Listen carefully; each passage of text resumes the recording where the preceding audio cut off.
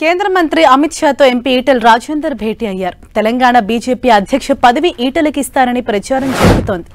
కేంద్ర కేబినెట్లోకి కిషన్ రెడ్డిని తీసుకోవడంతో బీజేపీ కొత్త అధ్యక్షుడిపై పార్టీ అధిష్టానం దృష్టి సారించింది. ఈ సమయంలో అమిత్ షాతో ఈటెల భేటీ కావటం ప్రాధాన్యత సంతరించుకుంది.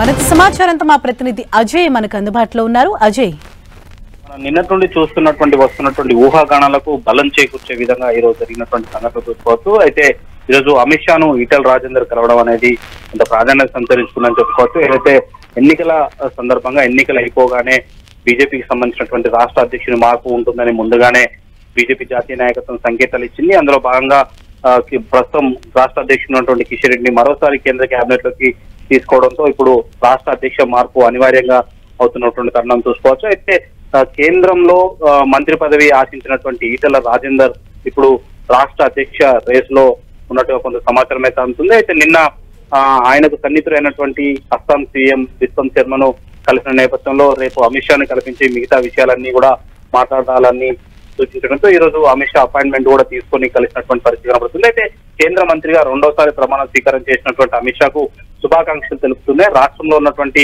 ప్రస్తుత రాజకీయ పరిస్థితులు ఏ విధంగా ఉన్నాయి, అదేవిధంగా తనకు అధ్యక్ష పదవి ఇవ్వడం వల్ల బీజేపీకి ఎలాంటి లాభం చేకూరుస్తుంది అనే అంశాలపైన కూడా కొంత వివరించినట్టుగా సమాచారం అయితే అందుతుంది. అయితే ఈ పరిణామాలన్నిటిని కూడా గమనిస్తుంటే కొంత సౌత్ పైన బీజేపీ ఫోకస్ ఇంకింత పెంచే అవకాశం అయితే కనబడుతుంది. అందులో భాగంగానే ఇక్కడ రాష్ట్ర అధ్యక్ష మార్పు కూడా ఉండబోతుంది. అందులో బలమైన వ్యక్తికి రాష్ట్ర అధ్యక్ష పదవి ఇవ్వడం ద్వారా కొంత ఇటు క్యాడర్ లోకి పాజిటివ్ సంకేతాలు పంపడం కానీ ప్రజల్లోకి పాజిటివ్ సంకేతాలు పంపడం కానీ చేసే ఉద్దేశంతో అయితే బీజేపీ ఉన్నట్టుగా కొంత సమాచారం అవుతుంది.